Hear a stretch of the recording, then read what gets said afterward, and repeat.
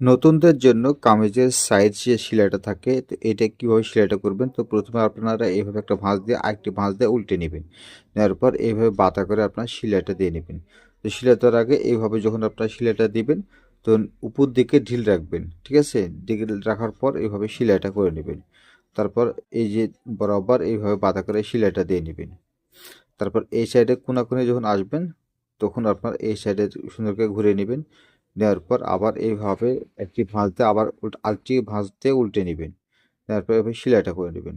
কোনাকুনি এইভাবে তোলার পর আবার নিচের দিক থেকে যখন আপনার এই সেলাইটা ভাঁজটা যখন দিবেন, তখন আপনার উপর দিকে ঢিল রাখবেন আর নিচের দিকে টাইট করে টান দিয়ে তারপর সেলাইটা করে নেবেন। তাহলে অ্যাকুরেটভাবে সেলাইটা হয়ে যাবে। দেখুন আমি উপর দিকে ঢিল দিয়েছি, তারপর এইভাবে ভাঁজ দিয়ে তারপর সেলাইটা করে নেব। তারপর এটাকে সুন্দর করে এই সাইডে আরেকটি বাতা করে আপনার সেলাইটা দিয়ে নেবেন। এইভাবে বরাবর বাতা করে সেলাইটা করে নেবেন। তো এই সাইডে দেখুন এটাও আপনার সেমভাবে এই সাইডে ফাড়াটা যখন আসবে তখন এদিকে ঘুরে নেবেন। নেওয়ার পর এইভাবে সেলাইটা দিয়ে নেবেন। শর্ট ভিডিওতে দেখালাম কিভাবে কামিজের সাইড ফাড়াটা সেলাই করতে হয়।